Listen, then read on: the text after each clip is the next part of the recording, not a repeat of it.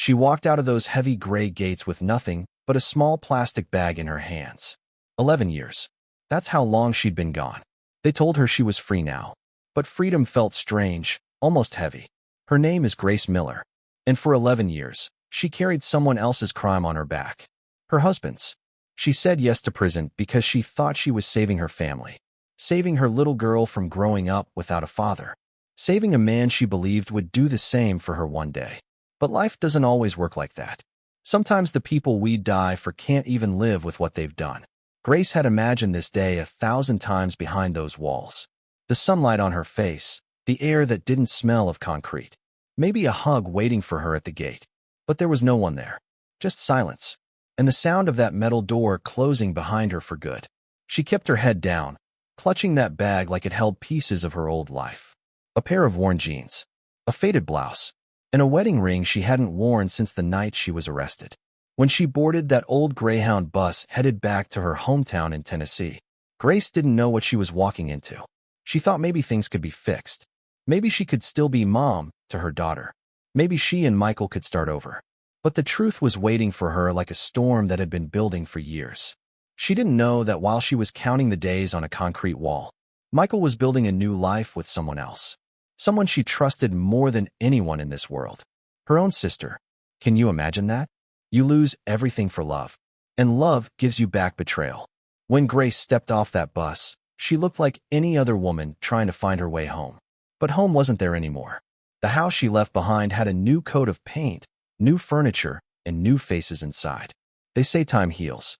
But sometimes, time just hides the wounds until you touch them again. This isn't a story about revenge. It's about what happens when a woman who's been broken by lies finally decides to face the truth, no matter how much it hurts. So stay with me. Because Grace's story isn't just about prison walls and betrayal. It's about what freedom really means. When you've lost everything that once defined you. And trust me, what happens when she finally walks through that familiar front door will break your heart. And maybe, just maybe, remind you why truth always finds its way home.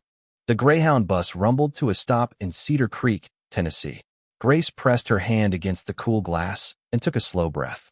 It had been 11 years since she last saw this town. The same red brick diner still stood by the corner. The same white church bell still rang across Main Street. But everything felt smaller now. Quieter. Like the world had kept moving without her. She stepped down from the bus carrying a single plastic bag. Inside were all the pieces of her old life. A pair of jeans, a faded blouse, and that little silver ring she once called a promise. The air smelled of rain and cut grass. Freedom had a scent, but it also had weight. People glanced her way as she walked down the sidewalk. Some whispered. Some looked away. In a small town like Cedar Creek, rumors last longer than seasons. And everyone remembered the day Grace Miller went to prison. She had memorized this walk in her mind 1,000 times. The way the oak trees lined Maple Drive. The old mailbox that leaned a little too far to the left. The white house with blue shutters that once meant home. When she reached the front gate, her hands started to shake. The house looked perfect. Fresh paint, trimmed hedges, a car in the driveway that wasn't hers. It was like someone had pressed rewind and replaced her in her own life. Grace hesitated at the door, then knocked softly. The sound echoed inside. A few seconds later, the door opened. Standing there was her younger sister, Laura. Her hair was shorter, lighter, her face older, but still familiar. For a second, both women just stared at each other. Grace's voice came out barely above a whisper. "Hey, Laura." Laura blinked, like she'd seen a ghost. "Grace, you're home." Her smile trembled, and her eyes darted behind her, as if she was hiding something. Grace felt her stomach twist. "Is Michael here?" she asked. Laura stepped aside. "Come in. I'll get him." The moment Grace walked through that door, her breath caught. The furniture was different. The walls were painted a softer color. And on the mantel above the fireplace hung a large framed photo. Michael, Laura, and a teenage girl with long brown hair. Lily, her daughter. Grace stared at it until her eyes burned. In that picture, they looked like a family. Happy. Whole. Everything she had once dreamed of, without her in it. Her hand trembled as she reached toward the frame, but stopped halfway. The footsteps on the stairs made her freeze. When she turned, she saw Michael. He looked older. A little gray at the temples, a little heavier around the shoulders. But it was still him. the man she had loved enough to trade her freedom for. His lips parted like he wanted to speak, but didn't know how. "Hi, Michael," she said softly. "I'm home." The words hung in the air like something fragile. He took a slow step forward. "Grace, we were going to meet you tomorrow. I wanted to." "To what?" she cut in. "To plan how to explain that my husband married my younger sister?" The silence that followed was colder than prison walls. Laura stood by the stairs, tears already forming. "Grace, please. It wasn't supposed to happen like that." Grace let out a hollow laugh. "Things like this never are they?" Her eyes moved from Laura to Michael. "How long? Tell me the truth." Laura's voice cracked. 3 years after you were arrested. It just happened." Grace's throat tightened, but she didn't cry. She'd run out of tears years ago. "And Lily?" she asked quietly. Michael swallowed hard. "She's at school camp. She'll be home in a couple weeks." Grace nodded slowly. "So my daughter doesn't even know I'm free." "Grace, we need to talk like adults," Michael said, trying to sound calm.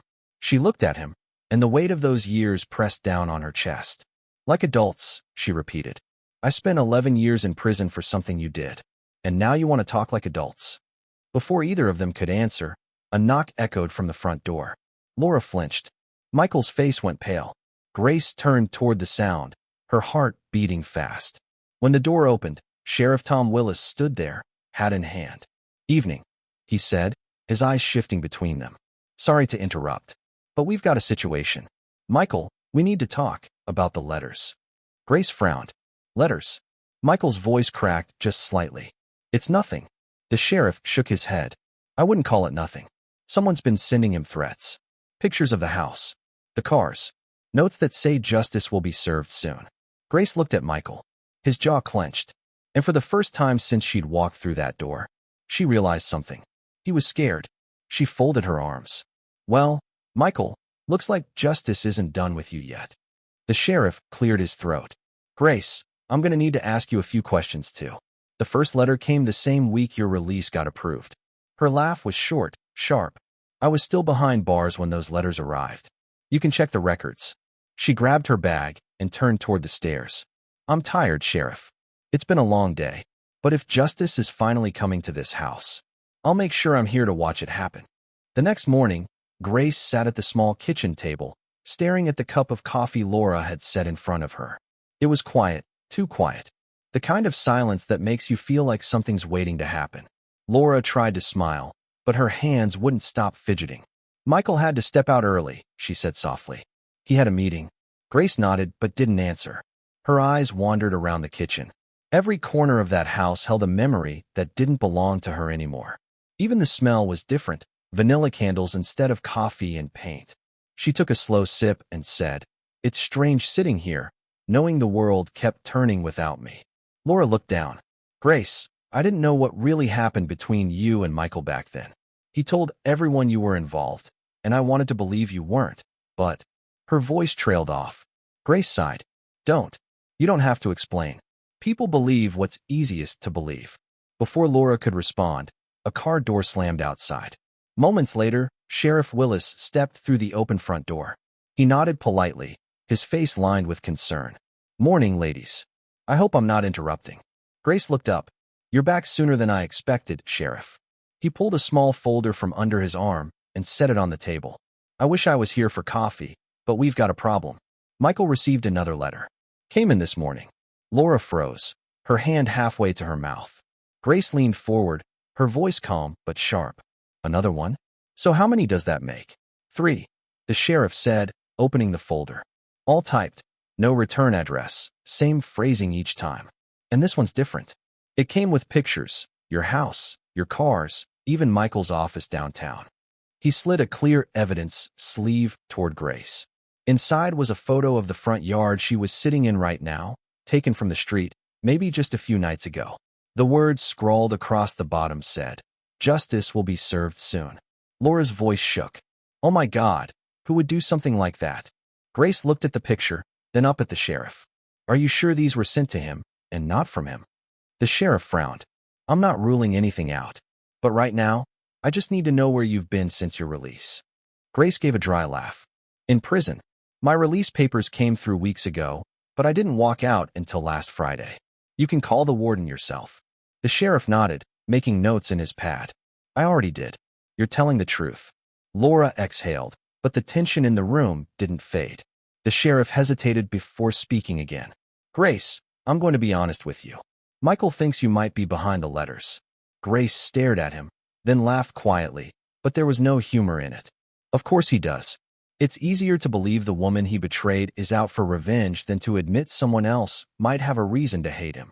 The sheriff's tone softened. Do you think anyone does? Someone who might want to hurt him. Grace leaned back in her chair, her eyes distant. Sheriff, I could give you a list.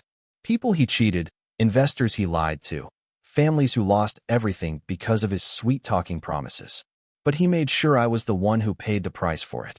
Laura covered her face with her hands. Grace, please don't. I'm just telling the truth, Grace said quietly. I went to prison for a crime I didn't commit. If someone out there is finally holding him accountable, that's not on me. The sheriff stood up slowly. I'll keep you updated. But do me a favor, Grace. Don't leave town for a while. We may have more questions later. Grace met his eyes. Don't worry, Sheriff. I've waited 11 years for justice. I'm not going anywhere. When he left, the silence returned, heavier this time. Laura sat down across from her, her eyes red. Grace, do you think whoever's sending those letters might actually hurt him? Grace didn't answer right away. She picked up the photo again, tracing the printed words with her finger.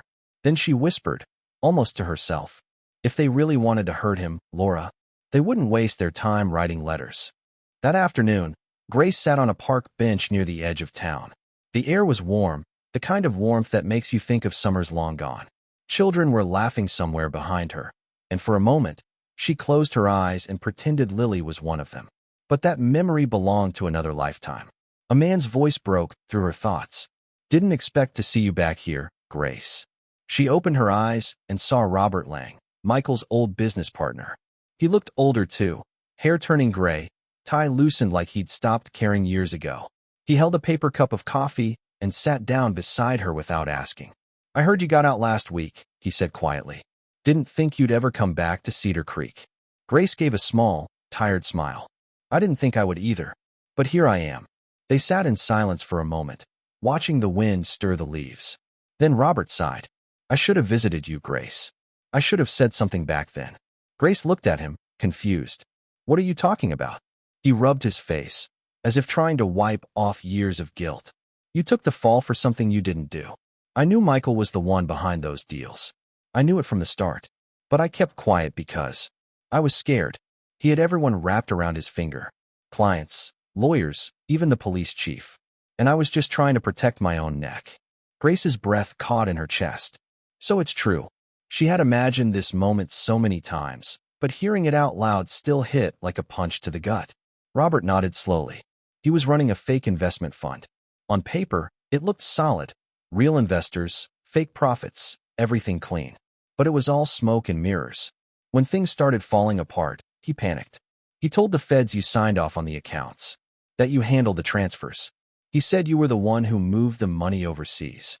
Grace stared ahead, her hands gripping the bench. Her voice was barely a whisper. He told me, if I didn't take the blame, they'd take Lily away. He said he'd fix it all if I just confessed, that it would only be 3 years. Robert's eyes softened. I remember that. He told me the same story, said you were doing it for your family. But after you went to prison, he shut the business down, kept the money, and disappeared for a while. Next thing I heard, he was married again, to your sister. Grace let out a slow, shaky breath. I thought I'd stop being surprised by now. Robert looked down at his hands. I stayed quiet because I didn't want to lose my job. But seeing you here now, I can't carry that anymore. Grace turned toward him. Why tell me this now, Robert? After 11 years. He looked out at the lake. Because I think he's doing it again. Same tricks, new company. He's calling it Medcore Innovations. Different name, same game. And if he goes down this time, he'll take more people with him. Grace frowned. Does anyone else know? He shook his head. Not yet. But I've kept copies of some old files, the real ones. Stuff I should have turned over years ago. If we can find proof that he forged your signature, you could clear your name for good. Grace sat back, her mind spinning. 11 years of silence, shame, and pain, and now, a small window of truth opening again. She looked at him carefully. Robert, if what you're saying is true, Michael's not just lying anymore. He's still out there hurting people. Robert nodded. Yeah. And those letters he's getting? Whoever's sending them, they're not bluffing. Somebody's watching him. For the first time since she'd been released, Grace felt something she hadn't in years. Not anger, not fear, but purpose. She stood up, the late afternoon light catching her hair. Robert, can you find those files? He nodded. Give me a few days. Grace looked down the road toward town. The same road she'd walked as a young wife. A mother, a believer in second chances. Now she was walking it again, but this time, not as a victim. As she turned to leave, Robert called after her. Grace, you really think you can take him down? She stopped, glanced over her shoulder, and gave him a look that was half weary, half certain. I don't need to take him down, she said softly. The truth will do that on its own. And with that, she walked away, one slow, steady step after another, back into the heart of the town that once buried her, ready to dig up the truth that could finally set her free. The rain started just before sunset, soft and steady against the windows. Grace stood in the doorway of the living room, watching Michael pour himself a drink. The same old habit, the same glass, the same silence. She had spent all day thinking about what Robert told her, the lies, the stolen money, the years she lost because of him. And now, standing there, she couldn't hold it in anymore. Tell me something, Michael, she said quietly. Her voice was calm, almost too calm. When did it start? The lies. Was it before I went to prison or after? He didn't look up. He just swirled the amber liquid in his glass and sighed. Grace, not tonight. You've been home, what, 2 days? We don't need to start this again. She took a step closer. Start what? The truth. He finally looked at her, his eyes tired, defensive. I did what I had to do. We were in trouble back then. You remember that. You agreed to help me. She laughed softly, but there was no humor in it. Help you? Michael, I went to prison. I lost 11 years of my life. You promised it would be 3. You said Lily needed her father. He set the glass down and turned toward her. I didn't ask you to confess. You made that choice. Her voice cracked. You begged me. You said you'd fix it, that you'd take care of everything. Tears filled her eyes, but she didn't look away. You said you loved me. He looked down, shaking his head. Grace, I did love you. But people change. You can't live in the past forever. She stared at him, stunned by how easily he said it. The past? You call what you did the past? You're still lying, still cheating people. You're still that man, Michael. He rubbed his temple, impatient now. You don't understand how business works. I did what I had to do to survive. You think life's that simple? You go to prison, and the world stops spinning. Grace's voice dropped low. No, the world kept spinning. It just forgot about me. He turned away, muttering, You're overreacting. That word hit her like a slap. She took a deep breath and stepped forward until she was right behind him. You know what's funny? I used to believe you. Every lie, every promise. I thought maybe one day you'd feel guilty. But you don't, do you? He didn't answer. She moved around to face him, her eyes searching his. You built your freedom on my prison sentence. You took my life and handed it to Laura like it was nothing. Michael's jaw tightened. Don't bring Laura into this. You think she wanted this? You think I planned for any of it? Grace shook her head slowly. I think you planned everything, Michael. You always did. You were never stupid, just selfish. He stepped closer, his tone turning cold. Watch your mouth, Grace. You're still on parole. Don't make things harder for yourself. She didn't flinch. Threats? After everything you've done? You can't scare me anymore. He stared at her for a long moment, then looked away. You should be grateful I didn't let them take Lily. I raised her. I gave her a good life. Her breath caught. You raised her on a lie. You told her her mother was guilty. You let her grow up believing I was a criminal. Michael didn't answer, but his silence said enough. Grace stepped back, her hands trembling. Do you even remember the day they arrested me? He rubbed his face. Grace, you stood in the doorway and told them I'd cooperate. You let them take me away while Lily cried in your arms. You never visited me. Not once. And now you stand here pretending you did me a favor. Her voice broke at the end, but she didn't look away. For years she'd imagined this moment. What she would say, how it would feel. But standing here, she didn't feel strong. She just felt empty. Michael finally spoke, his voice low. What do you want from me? An apology? Money? What? She stared at him for a long time. Then she said quietly, I want the truth. He opened his mouth, then stopped. Something flickered across his face. Guilt, fear, maybe both. You wouldn't believe me if I told you. Try me. He sighed, picking up his drink again. Fine. I made mistakes, but I built something since then. I'm not that man anymore. You could start over too. We could all move on from this. Grace shook her head. I already did, Michael. The day I walked out of that prison, I moved on. But I'm not leaving without my name back. And this time, I'm not taking the fall for you. She turned toward the door, her voice steady now. One more thing. Those letters you've been getting. He froze. What about them? She looked at him over her shoulder. I don't know who's sending them, but maybe they're the only person out there who still believes in justice. And with that, she left him standing there, in the house that once belonged to her, surrounded by everything he stole, and for the first time in 11 years. Michael Miller looked like the man who'd finally run out of lies. It was close to midnight when Grace pulled her car to the side of the road, just a few blocks away from Michael's office. The town was quiet, the kind of quiet that makes your heartbeat sound louder than it should. Robert sat beside her in the passenger seat, holding a flashlight and looking nervous. You sure about this? He whispered. Grace stared out the windshield, her hands steady on the wheel. I spent 11 years waiting for the truth, Robert. I'm not stopping now. They slipped out of the car and walked toward the building. Michael's office sat on the corner of Main Street, a two-story brick building with a glowing security light above the door. Grace knew that light. She'd helped pick it out the year they opened the business. Robert pulled a small key from his pocket. I still have the old spare, he said. The door clicked open. Inside, everything smelled like polished wood and expensive cologne, the same scent Michael always wore. Grace's stomach tightened. She looked around the office, the framed diplomas, the fake smiles and the pictures, the fancy desk that used to be hers before it all fell apart. They moved quietly, their footsteps soft on the carpet. Robert pointed toward the back wall. He always kept important stuff in that cabinet. If he's hiding something, it'll be there. Grace opened drawers one by one, bank statements, company brochures, fake contracts. But none of it was what she was looking for. Then she noticed something odd, a new painting hanging on the wall behind the desk, a large landscape of a mountain lake. She frowned. Michael never liked art, she said softly. She ran her fingers along the frame, and there, just behind the edge, was a small metal seam. Robert's eyes widened. Wait, that's a safe. Grace stepped back, staring at it. Help me take it down.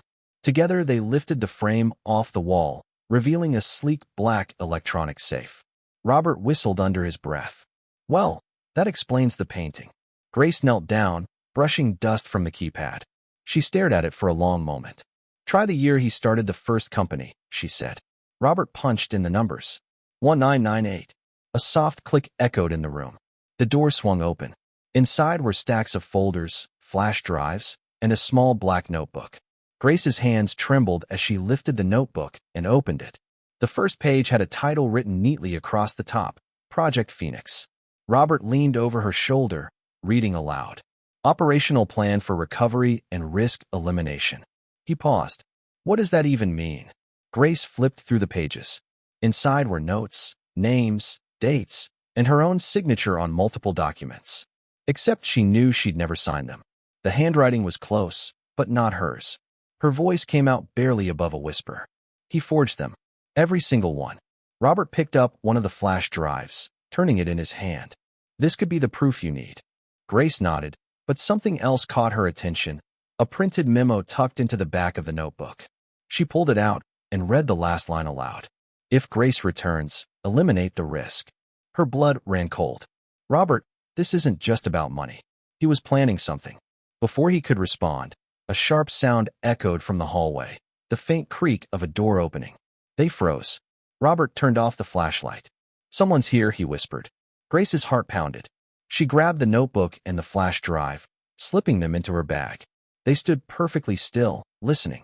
Footsteps. Slow. Deliberate. Heading straight toward the office. A beam of light flashed across the room. Michael's voice followed right after. Well, look who couldn't mind her own business. Grace turned to face him. He stood in the doorway, his shirt half buttoned, eyes wild. And in his hand, a gun. Robert raised his hand slowly. Michael, put it down. We're just talking. Talking. Michael laughed, the sound cold and sharp. Breaking into my office at midnight doesn't sound like talking. Grace stepped forward, her voice calm, steady. We found your files, Michael. The fake contracts. The forged signatures. It's over. His expression shifted, a flicker of panic behind the anger. You don't know what you're looking at, he said. That's business documentation. You're not a part of this anymore, Grace. She met his eyes. I was never supposed to be, remember? You made sure of that. Michael's hand trembled around the gun. You should have stayed gone. Robert tried to move slightly to the side. Michael, let's talk. You don't have to do this. But Michael's voice rose, sharp and uneven. Shut up, Robert. You're just like her, always judging, always thinking you're better. Grace kept her eyes on him. Her heart was racing, but her voice stayed calm. You're scared. That's what this is. Because for once, the truth isn't in your control. For a moment, no one moved. The rain outside tapped against the window like a clock counting down. Then, flashing lights filled the room, red and blue. A voice shouted from outside. Police. Drop the weapon. Michael turned toward the window in shock. Grace took a small step back, her breath trembling. Sheriff Willis's voice echoed through the door. Michael Miller, put the gun down. Michael hesitated. His hand shook. The gun lowered slightly, then clattered to the floor. Officers rushed in, pushing him to his knees. Grace stood frozen, her bag clutched to her chest. Robert exhaled hard, shoulders shaking. As they led Michael out, he looked back at her one last time. You think you've won, Grace? You don't know what you've started. She didn't answer. She just stared at him, the rain running down the glass behind her. When the door finally closed, the only sound left was the storm. Robert turned to her, his voice quiet. Are you okay? Grace opened the notebook again, her fingers tracing the words on that last page. Her eyes were tired, but steady. No, she whispered. Not yet, but I will be. The sound of rain hadn't stopped. It came down in soft sheets, tapping against the windows of the sheriff's office. Grace sat on a wooden bench, her hands folded in her lap, the notebook and flash drive sealed inside an evidence bag beside her. She hadn't slept all night. Her mind kept replaying the look on Michael's face when the officers took him away. That mix of anger and fear, like a man who finally realized his lies had run out of places to hide. Sheriff Willis walked in, coffee in hand. He was a big man with kind eyes, the kind of person who didn't rush to judgment. He set the cup down on the desk and sighed. You did the right thing, Grace. Those files you found, they're enough to bury him. Grace nodded, but her face stayed distant. I didn't do it to bury him, Sheriff.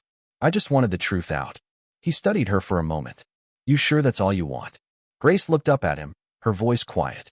I don't have the energy to want anything else. Before Willis could answer, the phone on his desk rang. He picked it up, listened for a moment. Then his expression changed. All right, keep him there. I'll handle it. He hung up and turned toward her. That was my deputy. Michael's lawyer just posted bail. He's out. Grace's stomach dropped. He's what? He paid cash. Guess he still has money hidden somewhere. But don't worry, we've got enough to charge him again soon. He's not going anywhere. Grace nodded, but deep down, she didn't believe that. Michael never waited for anyone to come for him. He always made the first move. That night, Grace stayed at Robert's place for safety. The rain kept falling, steady and relentless. She sat by the window, staring at the streetlights glowing through the mist. Robert tried to make small talk, but she barely heard him. Her thoughts were somewhere else, with Lily, wondering if her daughter even remembered the sound of her voice. It was close to midnight when the power flickered. Robert frowned and got up to check the breaker. Grace heard him call from the back room. Must be the storm. I'll be right. The front door creaked open. A gust of wind swept through the living room. And there he was. Michael, soaked from the rain, shirt half open, eyes wild. The gun was back in his hand. Grace, he said softly, you've caused me a lot of trouble. Her voice was steady, even though her heart pounded. You shouldn't be here, Michael. The police. The police don't care, he snapped. You think they'll believe you? You're a convicted felon. All you've done is drag my name through the mud again. Robert came back into the room, froze at the sight of him. Michael, put the gun down. You don't want to do this. Michael turned the barrel toward him. Stay out of it, Robert. This isn't your fight. Grace took a slow step forward. Then whose is it, Michael? You lied to me. You used me, and when you were done, you replaced me with my own sister. What else do you want from me? He raised the gun higher, his voice breaking. I wanted peace, Grace. But you wouldn't let me have it. Her eyes softened, not with fear, but with exhaustion. Peace doesn't come from running. It comes from telling the truth. He shook his head, tears mixing with the rain on his face. You think truth fixes anything? You think 11 years in prison made you a saint? You don't know what it's like to carry guilt. She met his eyes. I carried your guilt for 11 years. For a long moment, no one spoke. The room felt suspended in time, just the sound of the rain and the faint hum of a dying light bulb.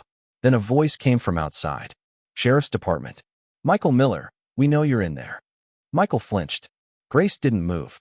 She looked right at him and said softly, "You destroyed my life, but you can't kill the truth." He blinked, his hand trembling. The door burst open, and Sheriff Willis rushed in with 2 deputies. "Drop the weapon, Michael."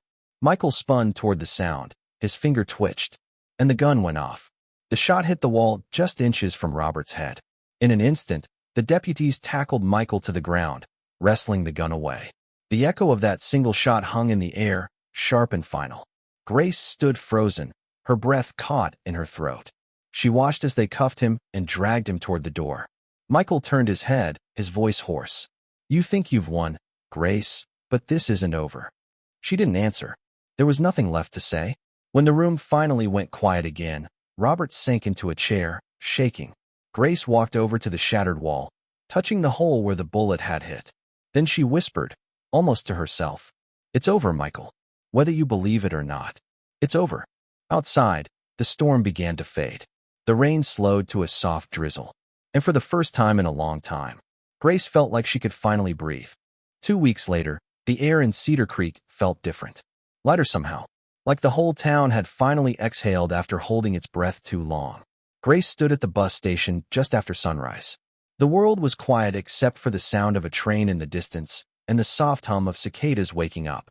She clutched a small bouquet of daisies, Lily's favorite flower when she was little. Back then, they used to pick them on Saturday mornings, right behind the old library. Grace would braid them into her daughter's hair, and Lily would giggle like sunshine. Now Lily was 16. A lifetime had passed in those 11 years. Grace didn't know what to expect. Would Lily be angry? Confused? Would she even want to see her?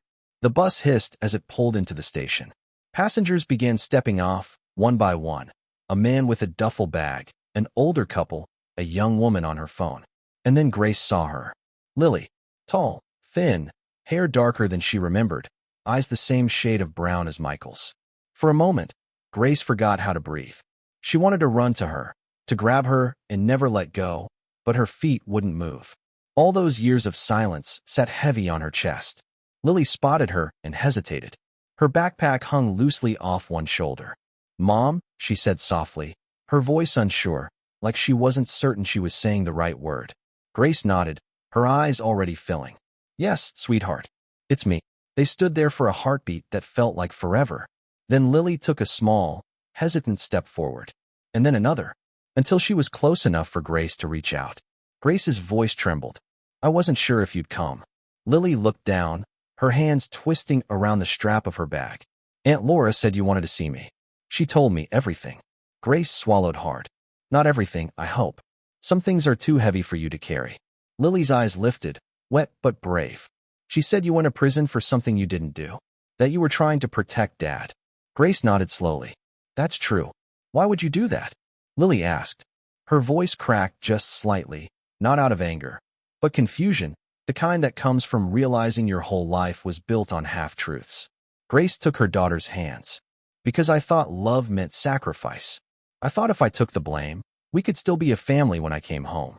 But I was wrong." Lily's lip trembled. "I missed you every day." Grace's breath hitched. "I missed you too, baby. Every single day.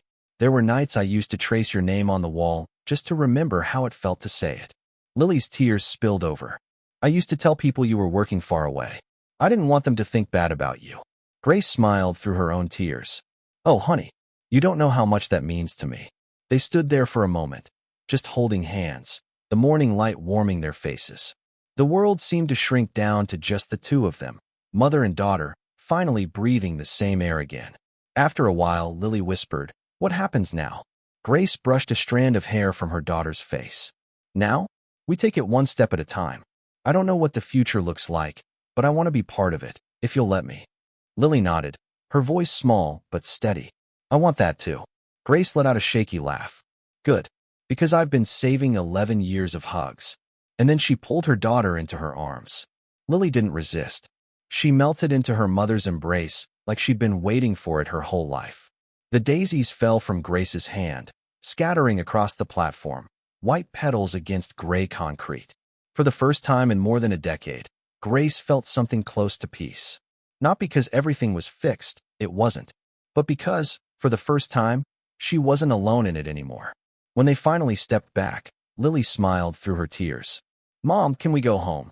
Grace looked toward the rising sun and whispered, "Yeah, baby, let's go home." It was a week after the reunion when the letters started again. Different handwriting this time. Shorter messages. Colder. The sheriff brought them to Grace's porch one morning, a cup of coffee in his hand and worry in his eyes. They were delivered to the jail, meant for Michael, he said, setting the envelope down on her table. Grace glanced at it. The return address was blank. The message inside was just 6 words. "If you don't stop him, I will." Sheriff Willis sighed. "Grace, whoever's sending these, they're serious. We traced one back to Knoxville, but it was mailed under a fake name." Grace turned the letter over in her hands, her voice soft. "Maybe justice is just trying to finish what it started." The sheriff gave her a look. "I get what you mean, but justice through the law, not through blood. You understand me?" She nodded, but her mind was somewhere else. Something about the tone of the letters. It didn't feel like empty threats. It felt personal. That night, she couldn't sleep. She sat by the window, the air heavy with late summer humidity, the crickets loud outside. Lily had fallen asleep on the couch, a movie still playing softly on the TV. Grace turned the letter over one more time. The words were written by someone who'd lost something, someone who knew what betrayal felt like. The next morning, Robert came by with news. He looked pale, uneasy. "I think I know who's sending the letters," he said quietly. Grace frowned. "Who?" "His name's Thomas Reed. Used to be an FBI agent. He was one of Michael's investors, lost everything in the scam. His wife got sick after that, couldn't afford her treatment. She died 2 years ago." Grace felt a chill crawl up her spine. "And you think he's coming after Michael?" Robert nodded. "He blames him for her death. And from what I heard, he's not the kind of man who lets things go." Grace looked down at her hands. She could almost feel the weight of those 11 years pressing on her again. "Do you think he'll try to kill him?" Robert hesitated. "I think he's already planning it." That night, the storm rolled back into Cedar Creek. Thunder rattled the windows, and flashes of lightning lit up the old house. Grace paced the living room, her heart uneasy. She couldn't explain why, but she knew something was coming. Then, just after midnight, the front door creaked open. Grace froze. "Robert," she called. But the voice that answered wasn't his. It was low, rough. "You shouldn't be here, Grace." A tall man stepped out of the shadows. Gray hair, tired eyes, the look of someone who'd seen too much pain. He was holding a gun. Grace swallowed hard. "You must be Thomas Reed." He nodded slightly. "I didn't want to involve you, but he ruined both our lives. You went to prison because of him. My wife died because of him. Tell me you don't think he deserves to pay for that." Grace took a slow step closer, her voice calm, gentle. "I think he deserves to face what he's done, but not like this." Thomas's eyes glistened under the flickering light. "You still believe in justice after what happened to you?" Grace gave a sad smile. "I believe in survival. And revenge doesn't help people survive, Thomas. It just eats what's left." He shook his head, his grip tightening on the gun. "You don't understand. Some people don't deserve to keep breathing." Robert suddenly appeared from the hallway, his voice firm. "Thomas, put the gun down." Thomas turned sharply, startled, and in that split second, the gun went off. The sound was deafening. Robert stumbled, clutching his shoulder, falling to the floor. Grace screamed and ran to him, pressing her hand against the wound. "Robert, stay with me." Thomas froze, horror flooding his face. "I didn't mean to. I was just trying to." Grace looked up at him, her voice breaking but steady. "Stop, Thomas. This isn't justice. This is just more pain." For a long moment, he stood there trembling, the rain pounding against the windows, his gun lowering inch by inch. Then he dropped it to the floor. By the time the sheriff arrived, Thomas was sitting on the porch, soaked and silent. He didn't resist when they took him away. He just kept saying the same thing over and over. "I just wanted him to pay." Grace stayed by Robert's side as the ambulance lights faded down the street. He was weak, but breathing, and she whispered to him softly, "You're going to be okay. We're done with secrets. All of them." The next morning, she stood on that same porch again, the sun rising over Cedar Creek. The storm had passed. For the first time, she realized justice didn't always come from a courtroom or a sentence. Sometimes it came when someone finally stopped the cycle, when one person chose not to add to the hurt. She whispered into the quiet air, "Justice isn't revenge, Thomas. It's what comes after we stop hating." And as the first light touched the fields around her, Grace knew that for the first time in a very long time, she wasn't afraid anymore. The year passed quietly after the storm, and for the first time in a long time, quiet didn't feel heavy anymore. It felt peaceful. Grace's little house on the edge of Cedar Creek looked different now. The walls had fresh paint, soft yellow like the morning sun. The garden she'd started months ago was blooming, daisies, roses, even a few wildflowers that had planted themselves without asking permission. She liked that. Life had a way of growing back, even in the places you thought were ruined forever. Every morning, Grace made herself a cup of coffee and sat on the porch as the sun came up.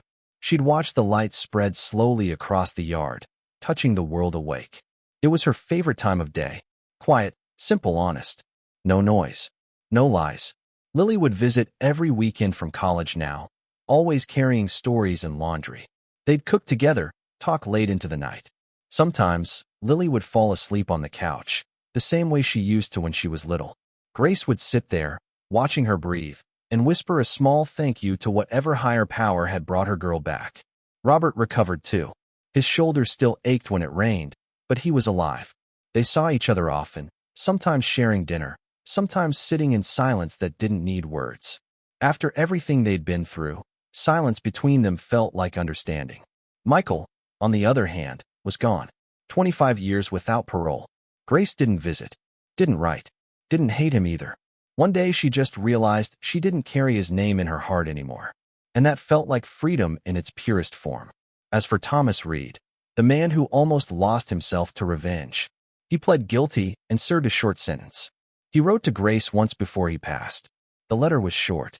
It said, "You were right. Justice isn't about what we take back. It's about what we learn to let go." Grace kept that letter in her Bible, not because she needed to remember the pain, but because she needed to remember the mercy. Some mornings, when the light hit the kitchen just right, she'd think about everything that had happened. The prison walls, the lies, the years she thought were wasted. And then she'd look outside, at the garden, at the sunlight spilling through the trees, and realize none of it was wasted at all. All those years had turned her into someone stronger, someone who knew that forgiveness didn't mean forgetting. It meant choosing peace over pain every single day. As the sun climbed higher, she whispered to herself, "Justice doesn't come fast, but when it does, it shines like morning light." The wind picked up, carrying the scent of the flowers across the yard. Grace smiled, lifted her cup of coffee, and took another slow sip. The world finally felt right again. And somewhere in that soft morning quiet, she knew she'd made it home. Not the house, not the town, but to herself. Has love ever made you do something you later regretted? Maybe you trusted the wrong person. Maybe you held on longer than you should have. Grace's story isn't just about betrayal. It's about finding yourself again after the storm. If this story touched your heart, please take a second to like and share it. You never know who might need to hear that healing is still possible. And if you want to hear more true stories where love, crime, and truth collide, subscribe to the channel. Because next week, there's another story waiting. And trust me, you won't want to miss it.